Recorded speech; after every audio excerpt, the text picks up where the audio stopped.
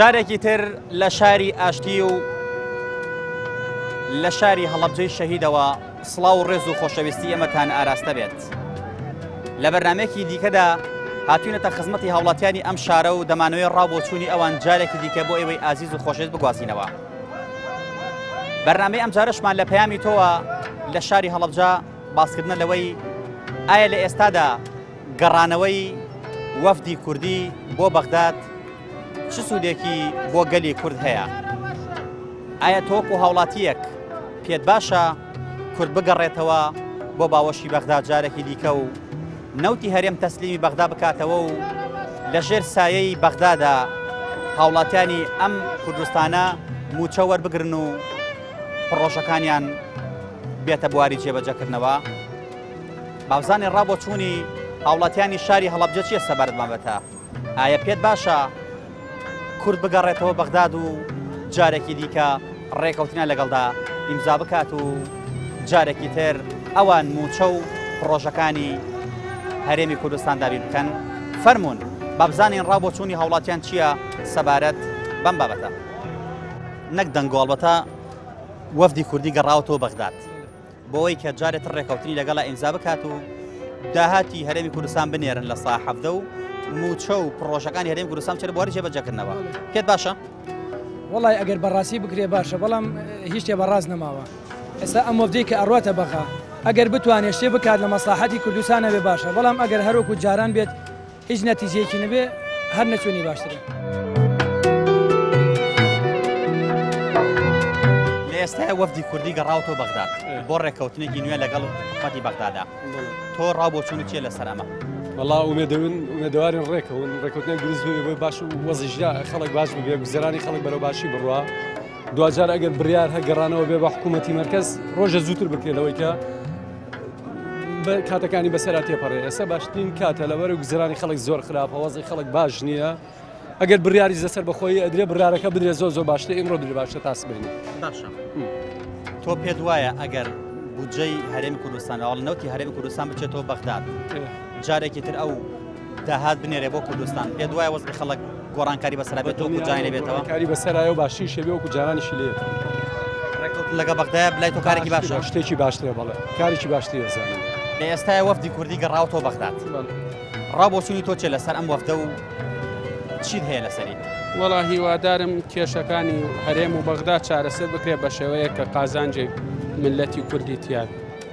خراپ نییە، یعنی لەگەڵ بەغا ڕێکەوی ئێستا شتێکی باش بۆ ئەمڕۆ. ئەگەر حکومەتی هەرێم نەوتەکەی تەسلیمی کۆمپانیای سۆمە بکاتەوە ئەوانی لە ساحەفەی بودجە بنێرن، پێ دوایە وەکو جاران خەڵک ژیانی خۆش بێتەوە مەوچە بدرێت و پڕۆژەکان بێتە بەرهەم؟ پرۆژەکان ئەزانی چۆنە ئێستا وەزی کوردستان قەرزارە، خۆی عێراقی ژەر قەرزارە، یعنی بتەوێ وەکو 2013 بگەڕێتەوە ئەوە نابینی نۆجارێکی.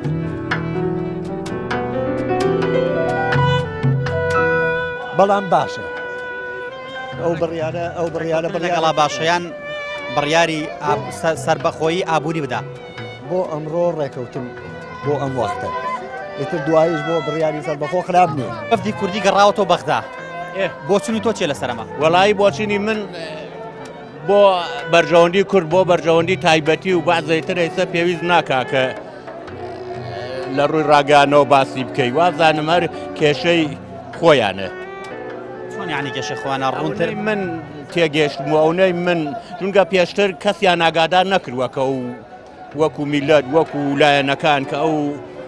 وەفدە ئەڕوا بۆ بەغاوانیە ئەوەی لێ تێگرن وابزانم کێشەی وەزیر و ئەم شتانەیە. ئەمە من تێگەشتنی خۆمە. گەڕانەوەی وەفدی کوردی بۆ بەغدا لە بەرژەوەندی کوردە لە ئێستاە؟ وەڵاهی بڵێم لە ئێستا هەر شتێک بە قازانجی میلەتی کورد بێتوانن بیکەن. تۆ پێت باشە کە وەفدی کوردی گەڕاوەتەوە بەغدا لەگەڵیان ڕێکەوێت؟ وەڵا ڕێکەوتنەکە لە بەرژەوەندی کوردێ بڵێ لە بەرژەوەندی کوردێ بڵێ ڕێکەوتن لە بەرژەوەندی کورد بێرە وەڵا بۆ باش نیە. گەڕانەوەی وەفدی کوردی بۆ بەغدا ڕابۆچوون چێ لەسەری؟ ڕابۆچوومان شتێکی باشە گەڕانەوەی بۆ بەغا بۆ ڕێکەوتن لەگەڵ حکوومەتی عێراقی زۆر باشترە تا لەگەڵ شوێنەکەی تا ڕێبکەوێت. پێت وایە بڕیاردانی ئابووری سربەخۆ لە هەرێمی کوردستانە کارێکی هەڵەبوو هەنی سەربەخۆی کاتێککە هەرێمی کوردستان بڕیاریدان سربەخۆ نەتفرۆشێت کارێکی هەڵەبوو زەرەی لە میلەتدا وڵای زەرەریاوە لە میلەت بەڵێ ئەگەر بەو بەشەی بەغای بناردایان خەڵکەوای بەسەر نەیاو ئەم قەیرانەوە نەبوو شکۆ پارەکەی ئەنار بەشی نەوتەکە و بەسە خەڵکاتەوە زیعکرەوتەوە ئێستش کات ماوە ئەگەر بیانەوێت بەڵام پرسیارەکە من ئەوەیە ئەگەر هەرێمی کوردستان نەوتەکەی تەسلیمی کۆمپانیای سۆمە بکات تەسلیمی حکوومەتی عراقی بکات ئەوش لە بەرامبەرە بوجە بنێرێت پێ دوایە خەڵک ژیانی بگەڕێتە دۆخی جاران بەڵێ وڵا ئەگەر وا بیا بە سۆمونانی بینێرە بۆ عێراق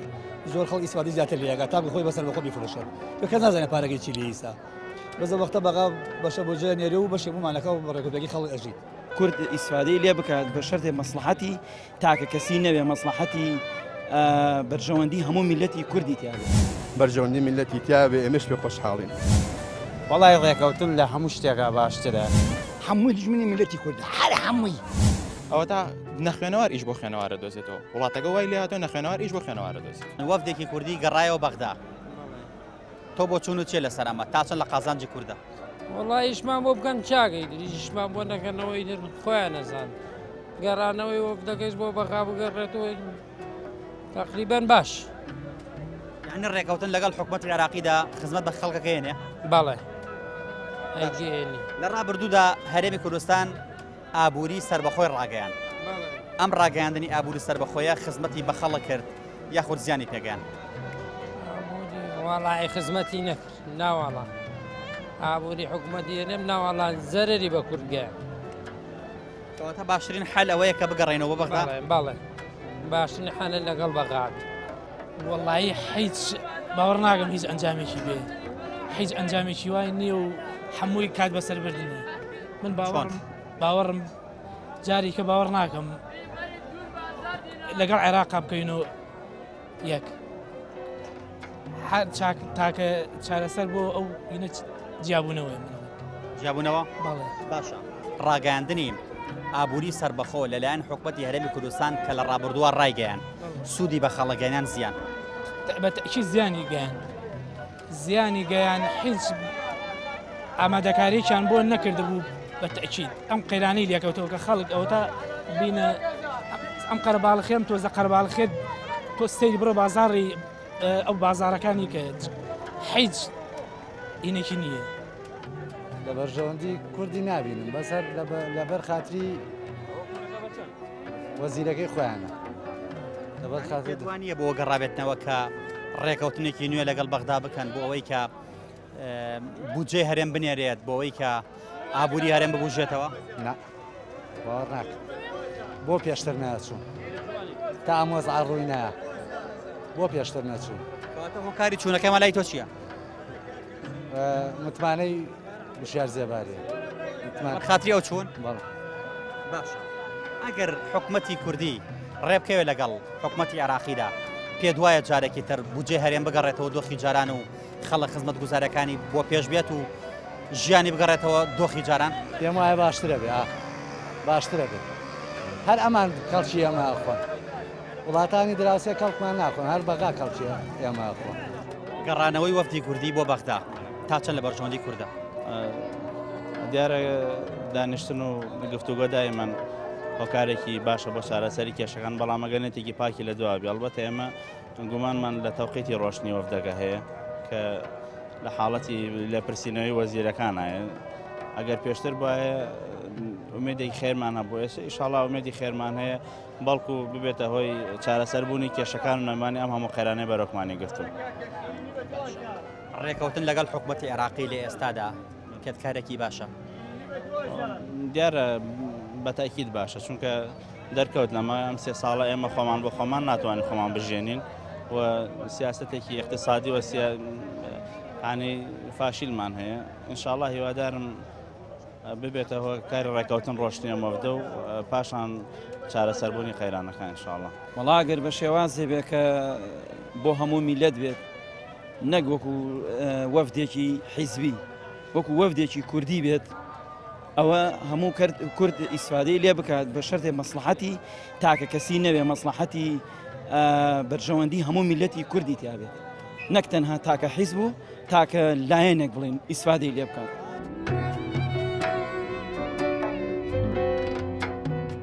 ئەگەر میلەتی کورد بگەڕێتەوە بە بەغدا و نەوتەکەی تەسلیمی ئەو کات و ئەویش بوجە بنێرێت پێت وایە ژیانی خەڵک بێتەوە دۆخی جاران و خەڵک ژیانی خۆش بێ بەتەکی زۆر هەروەڵا ئەگەر ڕێککەوتنێکی وا بێ بۆ بەرژەوەندی میلەتی تیاابێ ئێمەش پێ خۆشحاڵین وەڵای ڕێکەوتن لە هەموو شتێکا باشترە لەبەرەوەی ئەبێ هەمومان تەبابین بە یەکۆ بین تێگەی لە ڕابردووە حکوومەتی هەرێمی کوردستان ئابووری سربەخۆی خۆی ڕاگەیان و نوتی بە فرۆش بۆ خۆی قازانجی بە خەڵگەیان زیان وەڵا زیان گە زیانی هەبوو باڵێ زیانی هەبوو واتە ڕێکەوتن لەگەڵ حکوومەتی بەغداد نەوتەکە تەسلیمی ئەوان کەین و لەگەڵ ڕێکەوینەوەش بوجە بنێرێ شتێکی باشە بەڕایتەوە زۆر باش ژیانی خەڵکە گەڕێتەوە دۆخی جاران باڵێ هەموو شتێ باشە لێرە پەیامت چێ بۆ حکوومەتی هەرێم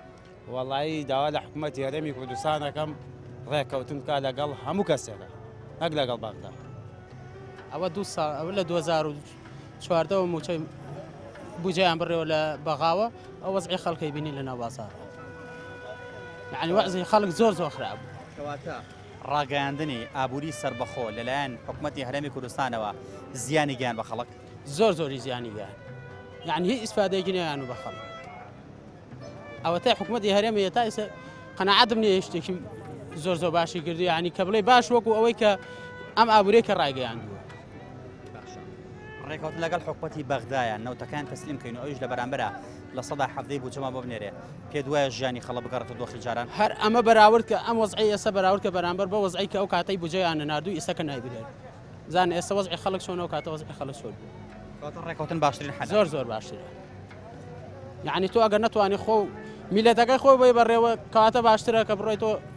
حکوومەت لەگەڵ بەغا ڕێکەوتوو هەمووی خەڵک لە عەزیەت و مەینەتە لە قەیرانێکی ناڕەحەتە نازانم ئیتر هەیە پێی خۆشە هەیە پێی ناخۆشە ئەوە ئیش و کارەکانی خەڵکە ئەوە ڕێی خەڵکە زانی تر خۆی ماوەتەوە سەر ڕێی خەڵک لە ڕابردووە حکوومەتی هەرێمی کوردستان ئابووری سربەخۆی خۆی ڕاگەیان و نەوتی بە جیا فرۆش بۆ خۆی ئەمە قازانجی بۆ خەڵکە بوویان زیان وەڵی قازانجی زیاتر بۆ حکوومەتە بۆ بەرژەوەندی میلاد یانی شتێکی کەمی تیا ئەگەر سوودێکی تیاوێ بۆ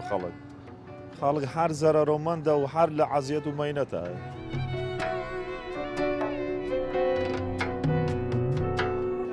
هیچ حکوومەتێکی ئێستا هەمووی دژمنی میلەتی کوردە هەر هەمووی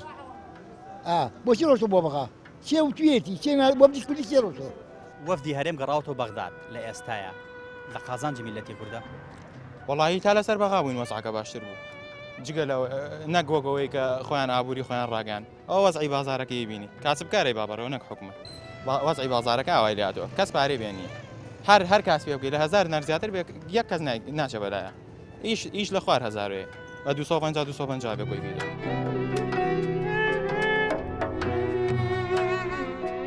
هەتا ئێرە هاوڵاتیان پێیان وایە گەڕانەوە بۆ بەغدا و ڕێکەوتن لەگەڵ حکوومەتی عێراقیدا باشترین کارێکە کە هەرێمی کوردستان ئەنجامی بدات بەڵێ زۆر پێم باشە بچێتەوە بەغا وەکو جاران خەڵک موچە وەرگێت ئیشوکار بە عام وەساوە هۆکارەکەشی بێموچەیە واتە لەگەڵ ئەوەدای کە بچنەوە بەغداد و جارێت ڕێکەوتنە لەگەڵا بکرێت و نەوتی کوردستان تەسلیمی ئەوان بکرێت نەوتی کوردستان تەسلیم بکرێت وانش بەڕاستی بوجەمان بۆ بنێرن موچە لە کاتی خۆیان بێت زۆر پێم باشە وەڵی خۆی ڕێکەوتن لەگەڵ هەر کەسێکا بێ باش ئەمە ئومێ دەکەین باش هەیامت چێ لێرەوە هیوادارم ڕێکەوتنەکەیان ئەم جارە بە قازانجی خەڵک تەواو بێ زەرەر ئەزانی چۆنە تۆ ئێستا من لە کەسابەتێکە حەزەکەم سەرکەوتوو بم باشتر بۆ پێشەوە بڕۆم بەڵام وا دەرناچێەوە باری سیاسی واکە کە ڕێگر بێ هەندێک پێیان وایە ڕاگەیاندنی ئابووری سربەخۆ لەلایەن هەرێمی کوردستانەوە نەگەر قازانجی نەبوو بۆ خەڵکی هەرێمی کوردستان بەڵکو زەرەریشی هەبوو ئەوە تا ئەم وەزعە و ئەم قەیرانی لێکەوتەوە ئێستا ڕێگر بووە لەو وەزعانەکە کردویان ناگینا سربەخۆی ئابووری لە هەموو شتێ باشترە ئەگە دەست بە بەس دەستیش نەیە خۆ کورد زەرەر لە خۆی نەیە باشترە ئێستا ڕێکەوتن زۆر باشە لەگەڵ عێراقا بۆ پەیامی تۆ چییە؟ وەڵا دوا پەیامی منەوەیە ڕێکەوێ لەگەڵ عێراقا و بۆ ئەم وەختە خراپ نییە هەرێمی کوردستان بگەڕێتەوە باوەشی بەغدا نەوتەکەشی تەسلیمی ئەوان کات ئەوانیش بوجە لە ساحەفە بنێرن پێ دوایە دۆخی هەرێمی کوردستان گەڕێتەوە دۆخی جاران و ژیانی خەڵک خۆش بێ؟ بەڵێ ئەگەر غەدرمان لێ نەکەن بوجەکەمان بەڕێک و پێکی بنێرن بۆچی خراپە؟ بڕیاردانی ئابووری سربەخۆ کارێکی هەڵە بوو کوردکردی؟ بڕیاردانی ئابووری سربەخۆ هەڵە نییە بەڵام ڕێگە نادەن ئەبێ ئەمە حسابی دەوروبەرەکەمان بکەین ئەبێ ئەمە بزانین هەرچی دەوروبەرمانە دوژمنمانە ڕێگەمان پێ نادەن کە لە هیچ شتێکا سربەخۆ بین وانە؟ ڕێکەوتن لای تۆ شتێکی باشە ڕێکەوتن بەلای من 100% لەگەڵ عێراقا لەگەڵ ڕێکەوی لە هەموو کەسێ باشترە چونکە عێراقا چۆن ئێمە عێراقین تێگەی بتەوێ و نەتەوێ ئێمە لەسەر جنسیۆنەکەمان عێراقین بۆ خراپە پەیامە چییە؟ باشترین دوا پەیامەوەیە من هیوادارم کە ڕێکۆتنێکی باش بێت کارا وەسعی خەڵک باش بێ باری ئابووری خەڵک باش بێت ئارامی و ئاسایش و سەقامگیریە بێ و تاوا میلەت هەموویەوەیە منیشەوەمەوێ ئەو وەزعی بازارەکەی بینی کاسب کارێ بابەرەوە نەک حکومەت وەڵی خۆی ڕێککەوتن لەگەڵ هەر کەسێکا بێ باش سربەخۆی ئابووری لە هەموو شتێ باشترە ئەگە دەست بە بەس دەستیش نەیە خۆ کورد زەرەر لە خۆی نەیە باشترە ئەبێ ئەمە بزانین هەرچی دەوروبەرمانە دوژمنمانە ڕێگەمان پێ نادەن کە لە هیچ شتێکا سربەخۆ بین پێ دوایە ئەگەر لەگە بەغدا ڕێکەوێت و ئەویش بودجە بنێرێت خەڵکی هەرێمی کوردستان بگەڕێتەوە ژیانی بگەڕێت دۆخی جاران و وەکو جاران خزمەت گوزاری بکرێت و موچەی خەڵک بدرێ هەرچیە بۆ میلەتی کورد بکرێت لە بەرژەوەندی کورد بێ قەچێکە هەرچێک بکرێت لە بەرژەوەندی کورد ئاساییە قەچێک داواکاری تۆ چییە بۆ ئەوەی کە ژیانی خەڵک بگۆڕێ باری گوزەرانی خەڵک باش بێت و خەڵک بتوانێت و جاران بژی و لەم نەهامەتی ڕزگاری بێت تۆ لەگەڵ ئەوەدایی کە ڕێکەوین بەڵێ لەگەڵ حکوومەتی عێراقی ڕێکەوین حکوومەتی مرکزی لەگەڵ ڕێکەوی زۆر باشترە وا پەیامە چییە؟ دوا پەیامەوێ داوا لە حکوومەتی هەرێمی کوردستان دەکەم کە لەگەڵ حکوومەتی عێراقی ڕێکەوی و نەوتەکەم نێرە بۆ ئەم خەڵکی وەکو ئەوسا چۆن 2011 و 2012 خەڵ بە خۆشیێژیا وا بژی گەڕانەوە بۆ بەغدا ڕابۆ چون و چییە لەسەری؟ وەڵایی بەڕێی من شتێکی باشە بەس بە شەرتێکەوە حکوومەتی عێراق بودجە بنێرێت بۆ کوردستان ئەمان یعنی بەڕاستی نەوتەکە ڕادەسی ئەوان بکەن بەس بە شەرتی ئەوان کەوا بودجە بنێرن بۆ ئێمە و شتێکی باشە بڕیاردانی فرۆشتنی نەوت بە شێوەیەکی سربەخۆ ڕاگەاندنی ئابووری سربەخۆ کە هەرێمی کوردستان ڕایگەیان شتێکی باش بوو یان زەرەی لە میلەتدا وەڵایی بەڕێی من شتێکی باش نەبوو چکە نەیانتوانی کەوا بودجەی یعنی بودجەی میلەت دابین بکەن یعنی معاش یعنی بودجە یعنی هەموو شتێکیان یعنی ناتوانانی دابینیکەن ڕێکەوتن لای تۆ باشترە؟ بە تاکیت هەر ئەبێ بگەڕێنەوە بۆ ئەوانتر نابێت خۆ هیچ مەجالێکیتیانە دوا پەیامە چییە؟ وەڵا پەیام من ئەوەیە یعنی بەڕاستی ئەم سەرکردانێت ئاورێک لەو میلەتە بنەوە یعنی بەڕاستی میلەتەوە تااقەتی نەما تەوا بێزارە یعنی ژیان خۆش نییە بەڕاستی هەر هاوڵاتیان پێیان وایە ئەگەر حکوومەتی هەرێمی کوردستان نەوتەکەی تەسلیمی حکوومەتی عێراقی و کۆمپانیای سۆمۆ بکات ئەویش ڕازگۆیانە و ڕاشکاوانە بودجێ هەرێمی کوردستان بنێرێت ئومێد دەکەن کە هەرێمی کوردستان دۆخی دەگەڕێتەوە دۆخی ساڵێن ڕابردوو خەڵک موچە لە کاتی خۆی داوەردەگرێ و خەڵک خزمەتگوزاری پێشکەش دەکرێت بۆیە ئێمە داوا دەکەین لێرەوە لە حکوومەتی هەرێمی کوردستان کە تا زۆر ڕێکەوێت چونکە خەڵکی هەرێمی کوردستان و بەتایبەت شاری هەڵەبجە و هەڵەبجەیەکان ڕێکەوتنیانەوێت ڕێکەون لە ناویەکە میلەت نەفەوتێ بەدەستیانە و تەواوی در هیچکەن بۆ خەڵکە و لە ناویەکە ڕێکەون و تەباب لە ساسەد هەڵەبجە دەرەجە یەک بەری کەوتووە ئەو قەیرانە حی شاری بە قەو هەڵەبجە چونکە خەڵکی هەڵەبجە تۆزێک بەبوونی ئەو معاشوینە و ئەو خەریکە ئەو ژایەوە لە پڕێکە ئەو ئینەی بەسەرا هاو خەڵکەکە بەجارێ گەڕانەوە بۆ حکوومەتی عێراقی تەسلیمکردنی نەوتی حکوومەتی هەرێمی کوردستان بە حکوومەتی عێراقی دانی بە کۆمپانیای سۆمۆ ئەویش لە بەرامبەر بودجە بنێرێت پێت وایە ئەگەر ئەمە بکرێت خەڵە بگەڕێتەوە دۆخی جاران ژیان و گوزەرانی چیت ئەوە باشترە ئەوە تاکە چارەسەر ئەوە تاکە چارەسەر بۆ ئەم کێشە و قەیرانوینەی کوردستان ئەو دەست پێشتر ئێمە پێش ئەم پێشەوەی کورد دەستی بگا بە نەوت و بێبەهینی خۆی وەسعی باشتر بوو کەواتە ڕێکەوتن باشترین حەلە ڕێکەوتن ئەگەر بەمەرجێ باشترین حەلە لە کاتێکە ئەگەر تۆ اینێکی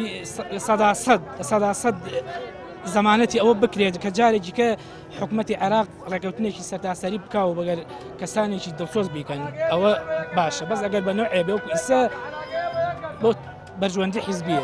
ڕاگەیاندنی ئابووری سربەخۆ لەلایەن حکوومەتی هەرێمی کوردستانەوە کارێکی باش بوو یاخود کارێکی غەڵەت بوو؟ ئەو کارەکەی کە گەشتی ئەو وەزعەکەی جامەکەیەتی هەمان جامەکەیت هەمومانەی بینێ. هەیەمی تۆ چییە بۆ بە پرسانی هەرێم؟ وڵای ئەڵێم ئەم خەڵکە شایەنیەوە نییە وای لەکەن. ڕاگەیاندنی ئابووری سربەخۆ لەلایەن حکوومەتی هەرێمی کوردستانەوە کارێکی هەڵە بوو زیانی بە خەڵکیان قازانجێ بوو. بەتایکی دیارە ئەنجامەکەی دیارەکە هەڵە بوو. ینی ئەگەر هەڵە نەبووایە و سیاستێکی ڕاست بواە ئەبوو ئەمە لە ساڵانی پێش ڕاگەیاندنەکە باشتر بووینایە. بەڵام کە دوای ڕاگەیاندنەکە ئەمە ڕۆژ لە ڕۆژ بەرەو خراپترەچین واتە لە ئاسێکی خراپیشان ناوەسین بەردەوام بەرەو خراپ و خراپترەچین بۆیە بەتایکی کارێکی هەڵە بوو. ئەم یەک دو ساڵە کە حکوومەتی هەرێمی کوردستان سەربەخۆ نەوت دیفرۆش وتی ئێمە ئابووری سەربەخۆی خۆمان ڕاگەیەنین بەبێ بگەڕێنەوە بەغدا زەرەری بۆ خەڵک بوو هەبوو یان قازانج. وەڵی خۆی ئەگەر بڕیارەکە بڕیارە بێت کە کاتی نەبێت یعنی ئەوە نەبێ بڵێ کاتێ ئیشمان بە بەغا بێت بڕۆین بە سەردەم بەغاوە کاتێکیش ئیشمان پێی نەما بڵێن وەڵا ئێمە سەربەخۆی ڕاگەین ئەبێ سەربەخۆی ماڵی کوردی یەک بخرێت ماڵی کوردی کۆ بکرێت و اینجا بڕیاری حکوومەتی کوردی بدرێت نەک لەناوخوا پەرتەوازە بین هەر کەسە و بۆ خۆی ئاوازێ لێبات بەڵام لە بەرامبەر بەغا بڵین ئێمە دەوڵەتی کوردی ڕاگەین ئەبێ پێش هەموو شتێ ئێمە خۆمان کۆ بکەینەوە دەوڵەتی کوردی لەناو کووردا ئەبێ دروستکەین بۆ دەرۆ دروستیکەین نەک لە دەرۆ بڵێن دەنگی دهۆڵ لە دوورۆ خۆشە. ئەبێت لە دەرۆ لە پێشە لە ناوە دەوڵەت بین خۆمانکەین بە دەوڵەت ئەنجا لە دەرۆ ڕای بگەین و بڵێن ئەوە ئێمە دەوڵەتین. لە ڕابردووە حکوومەتی هەرێم ئابووری سەربەخۆی خۆی ڕاگەیان ئەم ڕاگەیاندنی ئابووری سەربەخۆیە زیانی بۆ میلەتی کورد هەبوو یا قازانج؟ لە ڕابردووە وەڵاهی پێم وایە بەینی من پێم وایە زەرەری هەبوو بۆ من. هەندێک دو ساڵەکە ئەوە بوو خۆی نەوتی فرۆش. ئارە وەڵای بەخوا بۆ میلەت هیچ چینێکی قازانجێکی وای تیانێتە بۆ حیزبی تیا بوو بێ ئەویان جیایە بەس بۆ میلەت نەوەڵە. دوا پەیامە چییە بۆ سەرکردە کوردیەکان؟ وەڵاهی دوا پەیام ئەوەیە یەک بگرن بۆ ئیش بکەن بۆ میلەت بەڵام ئەگەر نەکەن بەخوا میلەتیش و ئەوانیش زەرەرەکەن هەمومان زەرەرەکەن بەڵام داوایان لێ یەکەم وەکو هاوڵاتی وەکو میلەت ئیش بۆ بەرژەوەندی خۆیان نەکەن بەس بۆ یەک بگرن بۆ میلەت. دوا پەیامە چییە بۆ حکوومەتی هەرێم؟ وەڵا دوا پەیام منەوە بۆ حکوومەتی هەرێم کە یعنی بیر لە هاوڵاتیەکانی کاتەوە بیر لە خۆی نەکاتەوە بیر لە پۆستی خۆی نەکاتەوە دێگەی یعنی چۆن بەرژەوەندی میلەتەکەی چۆن باشە چۆن ئەژی چۆن باشەژی ئەوە بیر لە وەزعی میلەتەکەی خۆی بکاتەوە یعنی بیر لەوە نەکاتەوە کەمی ئەمە حکوومەتی بەغا یا حکوومەتی هەرێمە ئابوورێکی سەربەخۆی ڕاگەیان و ئابوورە سەربەخۆی شێوەیە کە ئیبینین هیچ ئیسفادەیەکی نەبوو بۆ میلەتە. داوا لە حکوومەتی هەرێمی کوردستان دەکەم کە لەگەڵ حکوومەتی عێراقی ڕێکەوی و نەوتەکە نێرە بۆ ئەم خەڵکی وەکو ئەوسا چۆن 2011 و 2012 خەڵ بە خۆشیێژا وا بژی. ئەبێ سەربەخۆی ماڵی کوردی یەک بخرێت ماڵی کوردی کۆ بکرێت و اینجا بڕیاری حکوومەتی کوردی بدرێت. باگەنجەکەی سەرقاڵ بێ خەڵک پاری پێ بزانم کەس ئیشی خراپەکە. ڕێکەوتن لەگەڵ بەغدا کارێکی باشە. وەڵای من بە عەقلی خۆم پێم وایە باشە زۆر شتێکی سەرکەوتوو پێکەوە ڕێکەون قەیرانی هەرێم و عێراق و کوردستان پێکەوە ڕێکەون زۆر شتێکی باش. دوا پەیامە چییە بۆ حکوومەت؟ وەڵای دوا پەیام بۆ حکوومەت ئەوەیە هاوکاری ئەم میلەتە بکە میلەتە هەمووی چەساوەتەوە هەمووی لە عەزیەت و مەینەتە هەمووی نەبوونە نەدارە بێ ئیش و بێکاری یعنی حکوومەت باوکی هەموویەتی سەرکردەی هەموویەتی یعنی وەکو خێزانێ وایە کە باوکەکەی ئیشوکاری بۆ بکە بە مەزبوطی بەڕێک و پێگی ئیتر خەڵک چیەوێت لە حکوومەت بژێوی ئەوێت و سەربەرزی و سەربەخۆیی بۆ خۆی بژیت و دانیشت.